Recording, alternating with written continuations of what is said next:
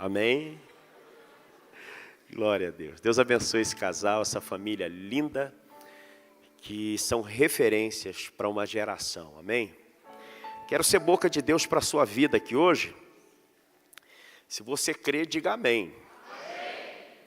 Livro de sabedoria, livro de Provérbios, capítulo 14. Quero falar sobre escolhas, decisões e realizações. Aleluia, glória a Deus. Trago um abraço da minha melhor metade, do meu milagre, que atende pelo nome de Késia. Aleluia. Glória a Jesus. Tem alguém que não conhece a minha esposa aqui? Levante a mão. O dia que você conhecer, você vai falar, milagre existe. Você vai ver que tem promessa de Deus para se cumprir na sua vida. Amém? Glória a Deus.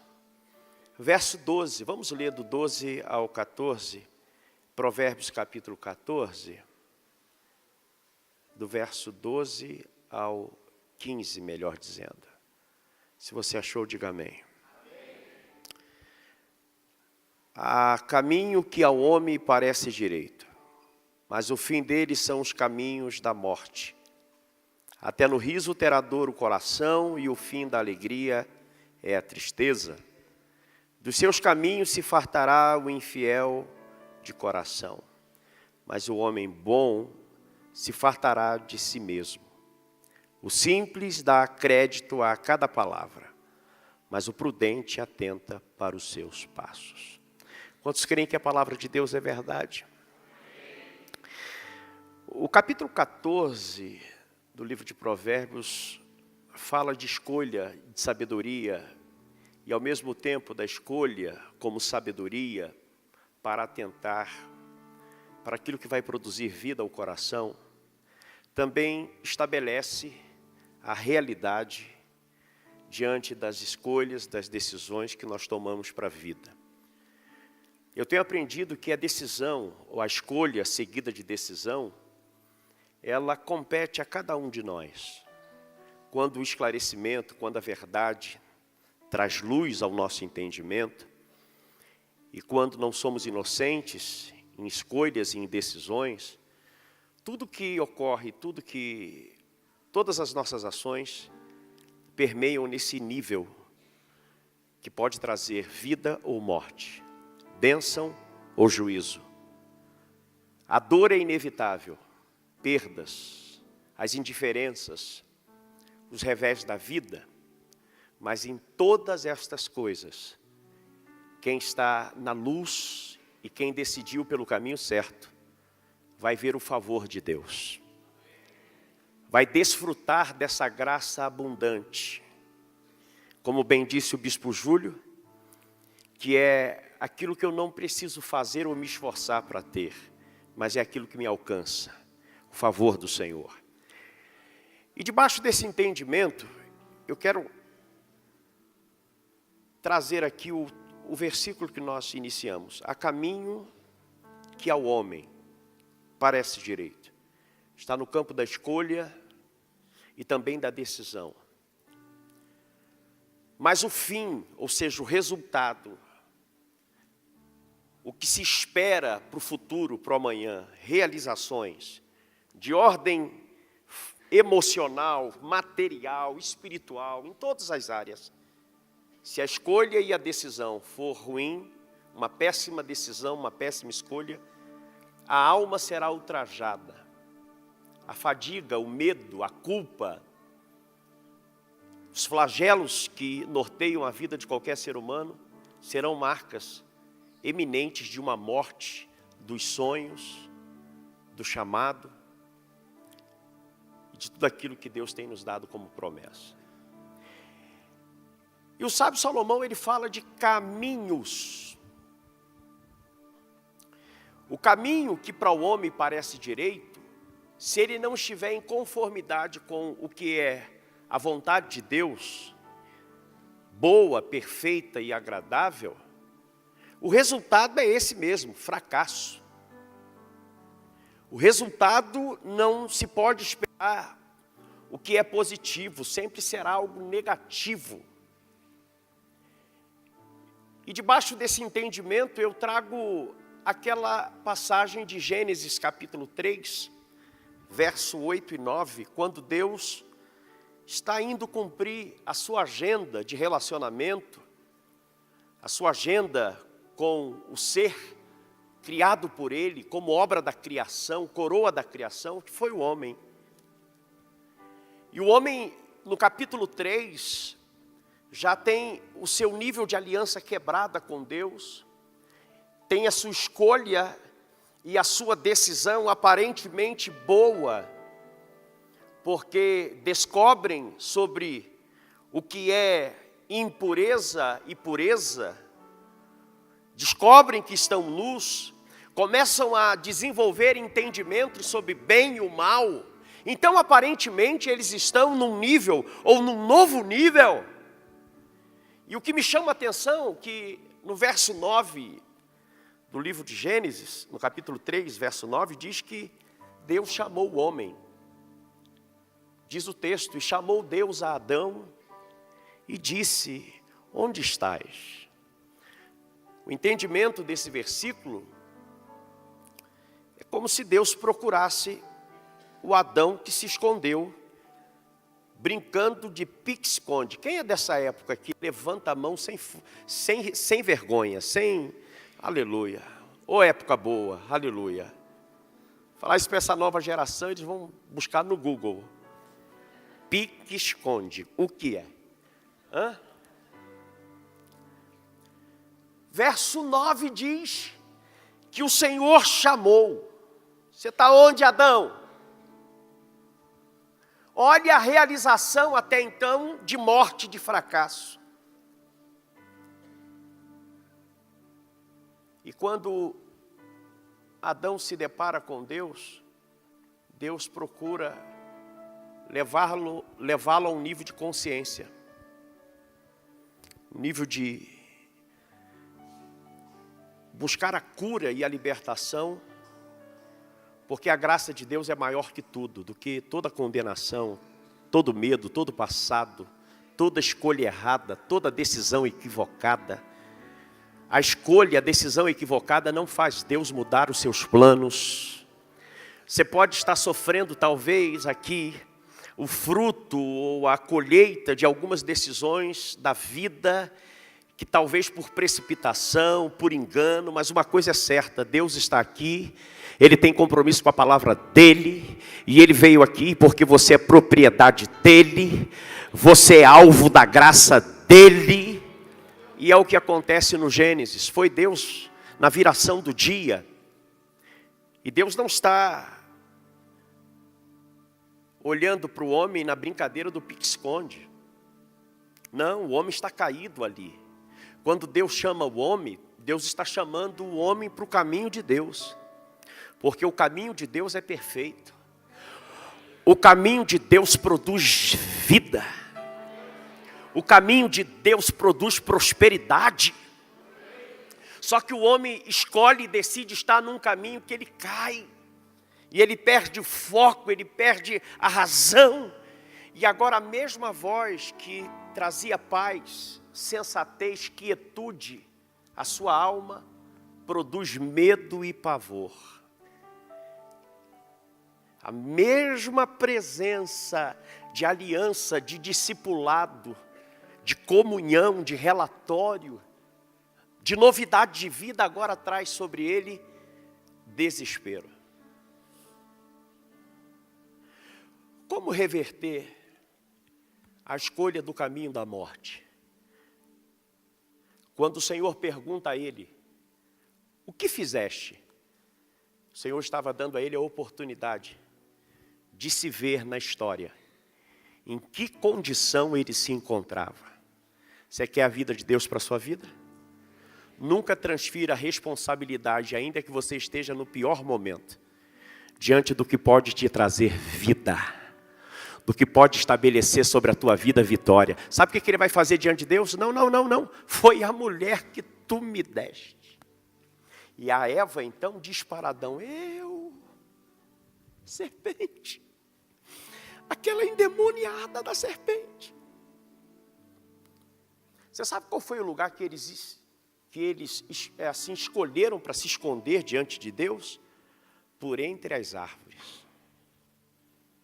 Olha o caminho que a culpa, a dor na alma, o peso da consciência, leva uma família,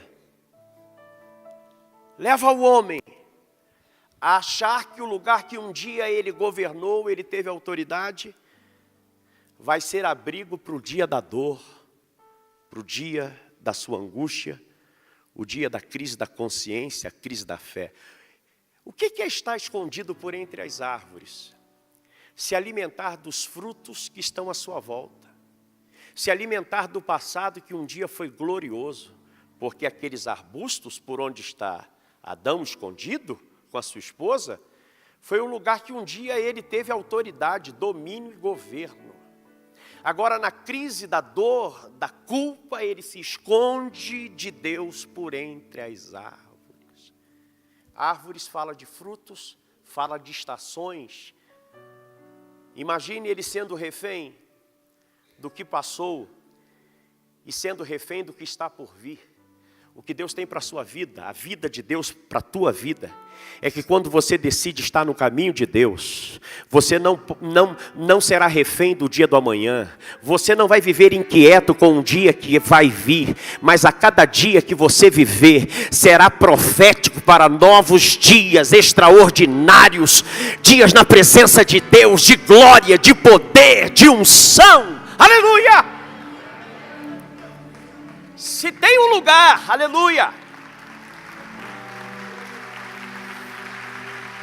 se tem um lugar que eu e você não podemos estar no dia da dor, é por entre as árvores. Por entre as árvores é o fruto ou o lugar dos frutos. E tem muita gente se escondendo mesmo. Na árvore que plantou, que viu crescer, deu fruto.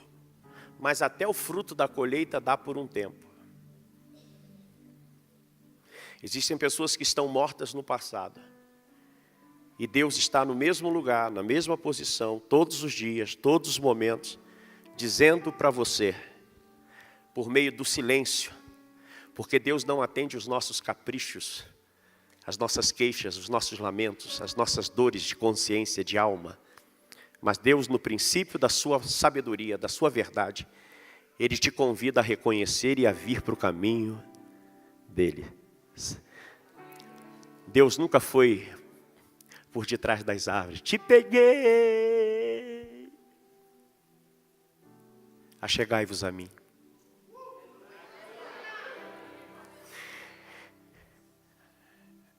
E quando a gente se achega a Deus, nós estamos acessando a presença dEle. Como o escritor aos Hebreus diz, que Jesus é o novo e vivo caminho. O Senhor está dizendo para alguém aqui, não importa os frutos que você já deu, no que tange a tua realidade de hoje, a colheita que você já teve, o que eu tenho para você no caminho do meu filho amado, é algo ainda que você não experimentou, é algo que está reservado para você, mas você precisa dar o primeiro passo. E se você der o primeiro passo, quantos outros passos necessários forem, eu darei por você. Procure a pessoa mais bonita que está do seu lado.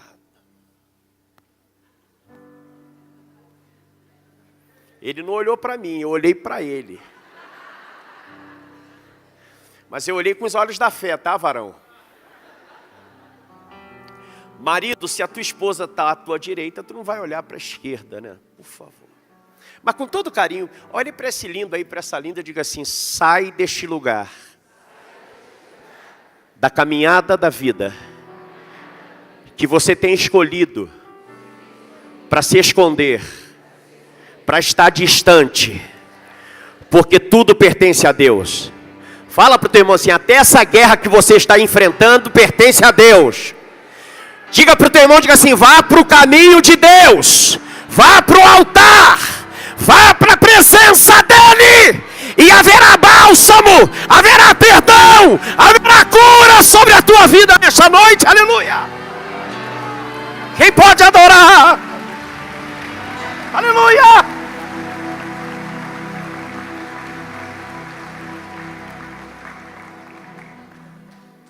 Segundo lugar onde você não pode estar, diante das escolhas, das decisões e das realizações, está lá no capítulo 1 do livro do profeta Jonas. São 4 capítulos, mas o primeiro capítulo é crucial.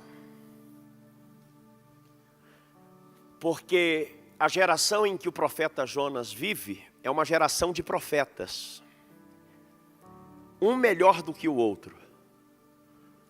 O ofício de profeta não dava a Jonas a exclusividade de escolher e decidir para o caminho da morte. Mas o que leva o profeta Jonas a ouvir o que é vontade de Deus, ouvir, processar, mandar para as emoções e sentimentos e vontades, e o coração, a alma, os sentimentos vão estar cheios do que ele acha que é correto. E quando ele externa, começa um processo de decadência e de morte. O que leva o profeta Jonas a achar-se no direito de não cumprir um desígnio, um destino que o próprio Deus estabeleceu para o seu tempo, que diante de todas as ações como profeta que ele já tinha feito, realizado, e por isso Deus o escolhe, ele entra para a história com aquela missão impossível, anulando ou botando no anônimo todas as outras histórias que ele havia realizado até então. O que choca você, o que muitas vezes vai lhe constranger para agradar a Deus, para a vontade de Deus se cumprir, aquilo que muitas vezes lhe intriga, ali pode estar o teu sucesso para a vida. No caminho de Deus, e não no caminho dos homens, no caminho de Deus, se tem uma coisa que a gente vai aprendendo, é o esvaziamento de quem nós somos, ou achamos que somos. Nesse dia que Deus dá a missão ao profeta Jonas de ir para a grande Nínive, a grande cidade de Nínive, apregoar juízo, destruição.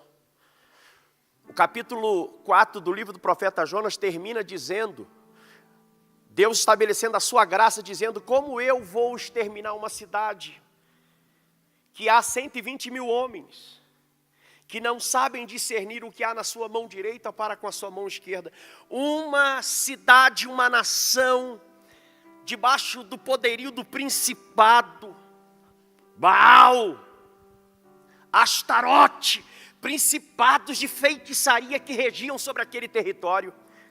Eram inimigos dos hebreus, históricos.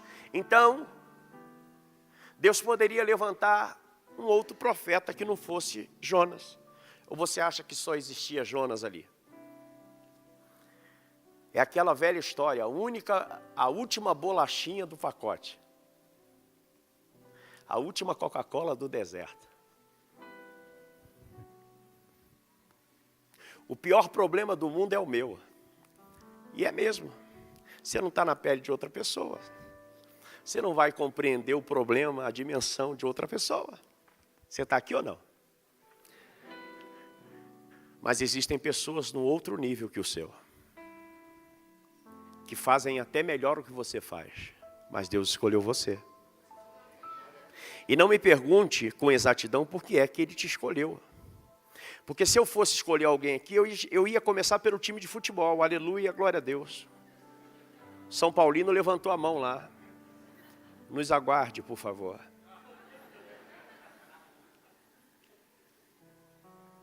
Tinha tantos outros profetas para Deus escolher, Deus escolheu o Jonas. Olha a sua volta aí, olha quantos profetas. E Deus escolheu esse irmão que está do seu lado, escolheu você. Agora sabe qual é o nosso desafio? E a gente quer morrer, quer decidir morrer para o chamado, para os sonhos, para os nossos destinos, que a gente quer fazer com que Deus entenda o que a gente não entendeu. Você está aqui ou não? Não, Deus, por quê? Porque o que faz o profeta Jonas mudar o itinerário é uma alma ferida, exausta, cansada da mesma coisa. É uma alma conturbada, que vive se achando sugado. É aquela velha história, eu não sei se você já viveu isso, ou se tem um amigo que sempre reclama. Para boa ninguém me chama, mas para furada, para um churrasco ninguém me chama, mas para mexer lá na obra da casa, todo mundo encontra meu zap, meu celular, me acha. Hã? O que leva o profeta Jonas a viver é essa atitude de uma alma que precisa de um nível de libertação. E existem níveis e níveis de libertação.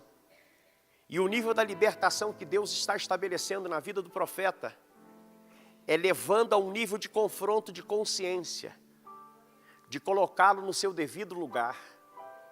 E aí quando ele lembra que nação é aquela e que missão impossível, ele diz, não, essa eu não aguento mais não, essa eu tô fora, fui, desci, vazei. Compra do próprio bolso, vai patrocinar sua própria viagem. Escolha, decisão. Aparentemente ele está com a razão. Eu descobri o nome de um novo demônio do século 21. Razão. Eu tenho aprendido que é como um demônio. Que é isso, pastor? As pessoas estão decidindo de forma equivocada, estão sendo levadas a um nível de exaustão da alma, feridas muitas vezes, decepcionadas muitas vezes, e querem decidir em cima da dor. E aí, abraçam a razão e dizem, eu estou certo, Deus. Se o Senhor vivesse no meu mundo aqui, o Senhor ia entender. Essa nação conspira contra nós. Essa nação já sitiou o nosso território. Senhor, eles são feiticeiros. O Senhor está equivocado. Eu estou certo. Há caminhos que para o homem parecem certos, direito. Mas a realização, o desfecho, é a morte do chamado. Morte de um projeto que começou no coração de Deus. Deus sabe por que te chamou. Ainda que lhe constranja ser chamado por Deus, ou não se aceitar pelas questões humanas, os acidentes da vida, os erros e acertos. Ei, Deus sabe por que te chamou. E Ele sabe por que te chamou, e se Ele sabe por que te chamou, isso te basta. Você não vai ficar buscando aplausos, como disse o bispo Júlio. Eu estudei a palavra, eu fui fiel ao texto, eu orei. É uma consciência, é uma identidade, que ainda que você possa enfrentar situações que você talvez não concorde, não aceite, mas elas não vão diminuir quem você é. Sabe qual foi o problema do profeta Jonas? Sentiu-se diminuído. Você está aqui? Põe a mão no teu coração. O Espírito Santo está aqui hoje, curando, trazendo bálsamo nos nossos corações. E ainda que você esteja vivendo um nível de achar-se constrangido pelas escolhas e decisões da vontade de Deus, a vontade de Deus, ela sempre será boa, perfeita e agradável. Ainda que você não entenda hoje, vai valer a pena, porque o resultado final será triunfo, será realizações. Oh, para a glória do nome dEle, aguenta firme, não abra mão, não toma decisão. Espere essa sangria da tua alma ser estancada, espere o favor de Deus. A libertação e a cura é um processo. Oh, em nome de Jesus, fica na posição do que Deus tem te dado, porque vai valer a pena. Aleluia, aleluia, aleluia.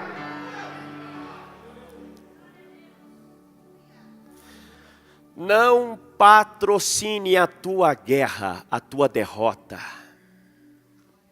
Jonas patrocinou. Entrou numa embarcação. Ele tem que ir para a Síria e ele vai para a Europa. E ele comprometeu a viagem dos outros. Começou um temporal, mar revolto, que pega os comandantes do navio, os chefes da embarcação, sobressaltados, porque não estava no clima-tempo do dia aquele temporal. Você está aqui ou não? Escolhas, decisões que comprometem a viagem dos outros. Cuidado, papai, mamãe, líder. Cuidado. Olha uma alma emocionalmente abalada. É profeta. Tem o dom, tem o ofício de profeta. Mas o dom não é a garantia que você vai se sustentar no meio da guerra, da batalha, se não for a graça, o favor e a dependência de Deus. Porque o dom pode até revelar alguém, um certo destaque, mas o que vai te manter em cima é um caráter de Cristo ajustado todos os dias em você. Jonas é a resposta que eu e você não podemos nos impressionar pelos dons. Porque quando nós usamos os dons espirituais para benefício próprio, é morte. Ele não usa o dom para o favor da causa do Pai. Ele se sente pelo dom de profeta usado, ultrajado. E problemas que vão se acumulando e são mal resolvidos, seja qual for o nível do teu dom, não te dará garantia de ser curado e liberto, se você não se quebrantar e não aplicar na sua vida o princípio da sujeição. Qual é o princípio da sujeição? É render-se por completo. Não é condicionar render se você entender ou acreditar. Quantos me entendem aqui? O cara foi parar no porão do navio. Na parte mais baixa do navio. O que é isso, pastor? Processo de derrocada. Perdas eminentes. Antes disto acontecer, dele estar roncando, só a decisão dele de entrar no navio, diz que para aliviarem as cargas, o peso, porque eles vão entender que, opa, peraí, vamos ter que colocar plano na tona das ondas, o barco. Aí vão jogar toda a conquista que os passageiros possuíam até ali. A gente não pode comprometer a vida dos nossos filhos, porque a gente não quer ser curado. E na medida da tua patente como pai, como mãe, como marido, como esposa, você pode comprometer a viagem da sua família e o futuro dos que estão à sua volta. Sumiu glória, papai. Sabe o que a embarcação, os comandantes da embarcação, desceram no porão e ficaram tão decepcionados, porque como pode, lá em cima, o pau quebrando, as ondas tentando levar a pique aquela embarcação, eles estão clamando os seus deuses com D minúsculo, são pagãos. E aquele que deveria estar alinhado, e é por causa da sua escolha e decisão, que tem uma galera que está pagando por ele, os caras levantam eles assim, você é da onde, cara? Que povo é você? Qual é a tua crença? De onde você é? Ou seja, perdeu a sua identidade e se tornou um comum. no meio dos demais. Deixa o tempo do Senhor chegar, não se precipite. Porque o propósito de Deus, no caminho de Deus, é tornar você referência para acudir, para ser bálsamo, para ser canal de libertação, de cura, na vida de muitas pessoas que serão restituídas. Elas não vão perder, elas serão restituídas por causa da unção, da graça de Deus que vai operar por meio da sua vida. Receba essa palavra em nome de Jesus. Terceiro caminho que você não pode decidir estar nele é dentro da caverna. O profeta Elias, no ápice, no auge do seu triunfo, vê seu ministério, seus sonhos e projetos irem por água abaixo, por uma mensagem equivocada dentro do propósito. Porque eu não posso esperar aplausos do diabo. Diga para o teu irmão, não espere ser reconhecido pelo diabo. Diga, nem pelos seus secretários. Será que ele esperava alguma coisa boa vindo da boca de Jezabel? Sabe o que é isso? Estabelece no caminho que deseja para a vida ser reconhecido pelo inimigo. O inimigo nunca vai te reconhecer. O inimigo nunca vai se curvar. Por quê? Porque o inimigo é inimigo. Mas quando você involuntariamente, por questões mal resolvidas, quer sentir-se agradado ou alentado pelo que o inimigo vai dizer, você deu as mãos ao inimigo. Isso é reino do Espírito. Se Jezabel quisesse ou tivesse força para ameaçar o Elias, ela mandaria um mensageiro como mandou ou um exército? Ela mandaria um mensageiro ou um exército? Porque ela disse assim, amanhã, a estas horas, assim como tu fizeste aos profetas, assim se fará na sua vida. Ou seja, ameaça declarada. Você vai morrer nas próximas 24 horas. Se ela tivesse a força que ela diz ter, ela mandou um mensageiro. Ela então deveria mandar um mensageiro ou um exército? Mandou um mensageiro. Olha como Satanás trabalha, sedimentando a área das nossas emoções e sentimentos. Provérbios 4, 23 diz, de tudo que se deve guardar, guarde o coração, porque dele procede as saídas da vida. Coração está ligado ao campo da mente, sede do pensamento, dos sentimentos, das nossas decisões. Tudo é a partir deste coração. E como é que você guarda o teu coração? Duas maneiras. Do que você se propõe a ver e do que você está disposto a ouvir. Você está aqui? O que você tem visto e o que você tem prestado a ouvir que tem lhe feito mal? E você não cortou laços, não cortou vínculo. Como é que pode no capítulo anterior, capítulo 18, lá nos versos anteriores, no início, ele não ter diálogo com Acabe? Ele confronta o rei, confronta o povo, estabelece um duelo com os profetas de Baal e de Acera.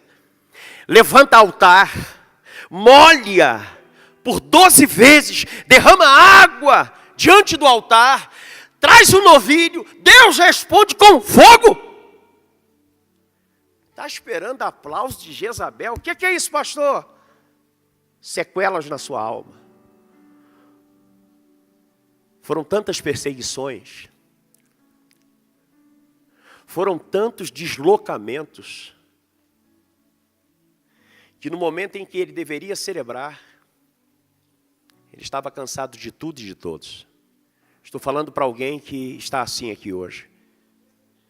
O Senhor manda você levantar um altar, sacudir as tuas vestes e liberar sobre os céus que estão sobre a sua cabeça o teu louvor e a tua adoração. Porque está começando um tempo do favor de Deus, da graça de Deus, da cura, da libertação, do mover do Espírito. O Senhor vai te usar como nunca se viu na história. O Senhor vai realizar coisas sobrenaturais e extraordinárias. Não é hora de parar, não é hora de negociar com a voz do principado, não é hora. E como ele deveria ter feito? Nem aceitar com que o mensageiro chegasse até ele. E qual o resultado quando a gente abre precedente para os mensageiros de Satanás? Vai minando a nossa base de crença, de fé, de esperança. Vai minando a nossa base de chamado. E aquele que está ao derredor furou o bloqueio e encontrou um espaço para lançar um dardo inflamado dizendo: você vai morrer, você vai morrer. E ele esqueceu de continuar mantendo firme a confissão da esperança, sem vacilar, porque fiel é o que prometeu. Filipenses 4:8, quanto ao mais, irmãos, tudo que é verdadeiro, tudo que é honesto, tudo que é puro, tudo que é justo, tudo que é amável, tudo que é de boa fama, se há algum louvor nisso, pensai. Se a tua mente for uma mente blindada pela palavra e pela escolha de viver no caminho de Deus, tudo aquilo que Satanás tem usado para que você veja e jogue a tua fé, a tua esperança no chão, ou aquilo que Satanás tem lançado para que você ouça e produza na tua alma desespero, não terá acesso na sua vida, porque a sua mente está sendo regada, protegida com o capacete da salvação, a palavra do Senhor, que guarda a sua visão, que guarda os seus ouvidos, que guarda os teus sentidos, para que nenhuma raposinha, para que nenhuma mensagem venha desconstruir, porque você pode receber, porque você vai viver no melhor momento da sua vida, a glória da segunda casa. Você vai viver no melhor momento da sua vida, realizações extraordinárias. Você vai viver no melhor momento da sua vida, regozijo, alegria, vida saudável. Aleluia!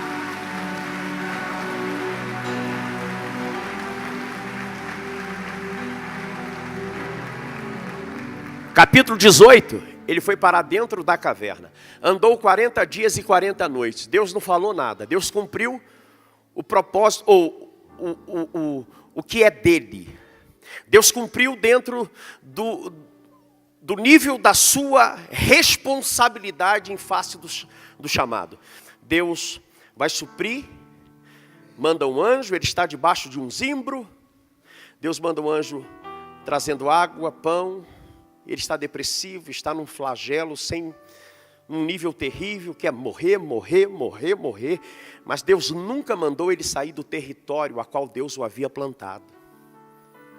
No capítulo 17, quando ele libera a palavra, o decreto, que não haverá água do céu e nem do orvalho da terra, Deus faz ele sair de cena, vai para Querite. Mas no capítulo 18, é Deus que o torna, Deus o manda. Volte, ele sai de Sarepta, da casa da viúva, e volta. E como pode alguém que procura por 3 anos e meio querer matar, quando vê não tem força para mandar exército matar? Acabe o procurou. Mas o tempo de Deus, quando é tempo de Deus, você se move no fluir, sem tanto esforço, sem tanta coisa que lá atrás você fazia. Então olha para o teu irmão e diga assim: está chegando o tempo. Poucos esforços e muitas realizações. Diga para o teu irmão: está chegando o tempo de ver o fruto do penoso trabalho. Aleluia!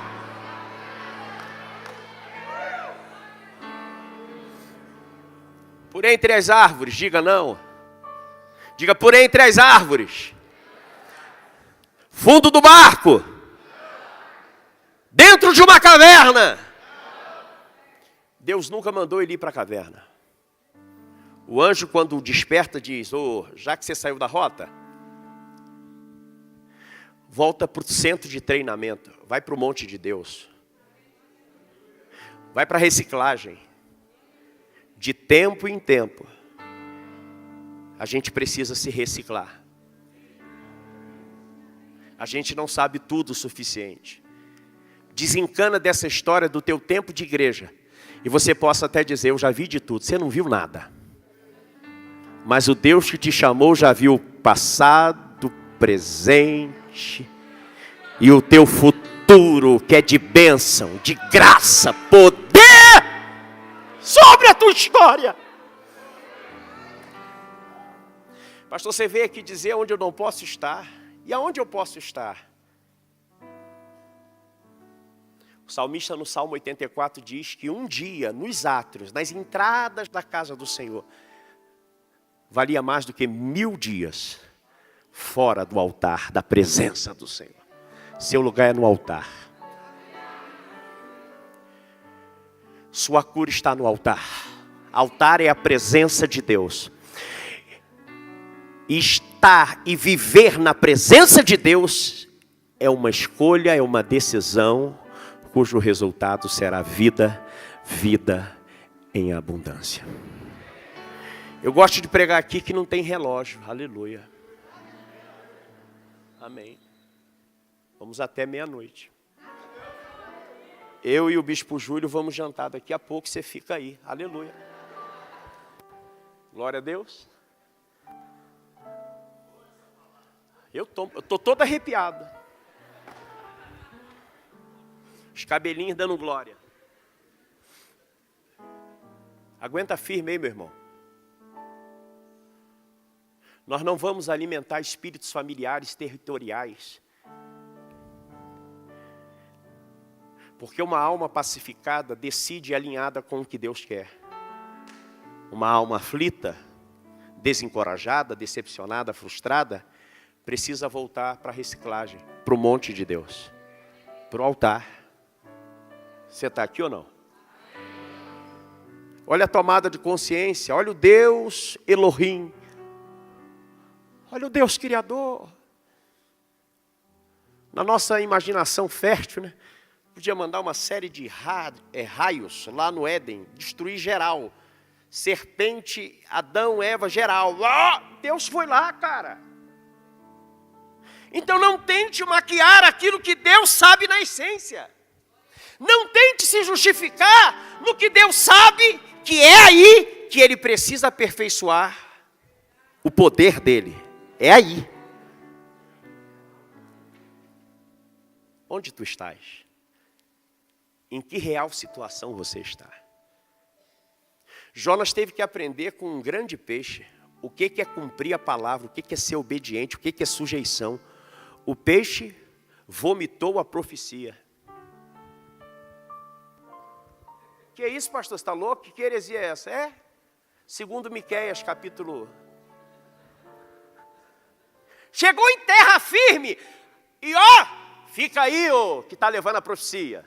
Me tirou da rota, hein?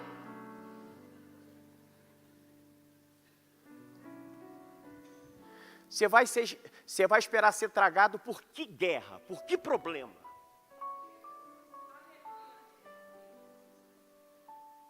Você vai buscar de bom grado com as suas mãos, que problema? Então diga para o teu irmão assim, você não é vítima, vaso. Carinhosamente diga assim, você é um sobrevivente da fé.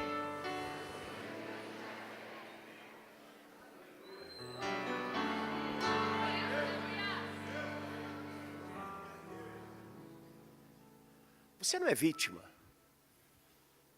Você é um sobrevivente do processo. E se você fosse dar crédito e ibope para a crise, para a dor, para a decepção, quem sabe você já estaria morto. Você pode levantar essa mãozinha cansada e dizer assim: estou vivo e cheguei até aqui. Você pode levantar a tua mãozinha e dizer assim: estou vivo, estamos vivos e chegamos até aqui. Ebenezer, até aqui tem nos ajudado, Senhor. Aleluia!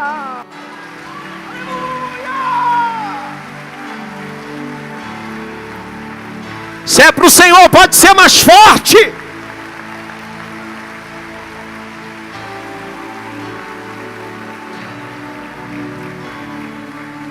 Fique de pé. Fique de pé. Fique de pé. Em todos os ataques dos que estão escondidos por entre as árvores, os que estão escondidos no fundo do barco e os que estão dentro da caverna, toda escolha seguida de uma decisão, porque não há como escolher se não estiver atrelada à decisão, trará um peso de ataques que em outro momento você não precisaria ter sobre a sua vida. Quando Deus, depois de 40 dias e 40 noites, Elias entrou dentro da caverna e começou a decorar a caverna, segundo o meu evangelho aqui, começou a decorar a caverna, botou um hall na caverna, chamou um design de interior, começou a decorar, vou morar aqui. Por quê? Olha a alma do cara, olha o caminho que ele está. Só eu sou fiel, santo, só eu. Ele esqueceu que lá no capítulo 18, Obadias, o servo de Acabe, falou assim: tem 100 profetas aí que eu estou sustentando. Ele esqueceu, aí teve que tomar de Deus assim, tem 7.000.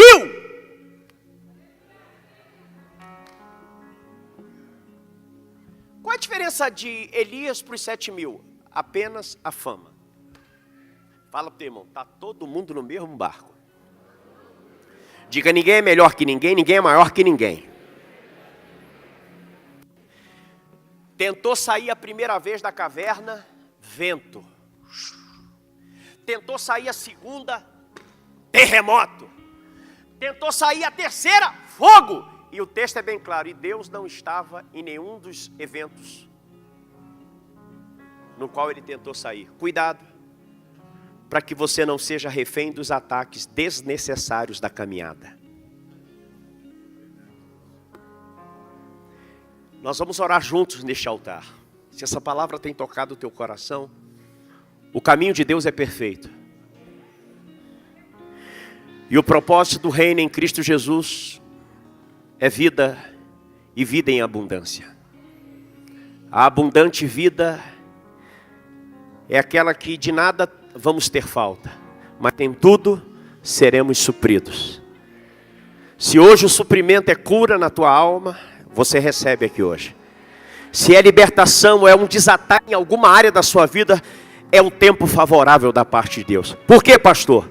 Porque você poderia estar por entre as árvores, no fundo do barco, na caverna, e você decidiu estar nos altares, na presença dele. Então, enquanto o louvor vai estar louvando ao Senhor, sai do teu lugar, vamos orar juntos aqui no altar.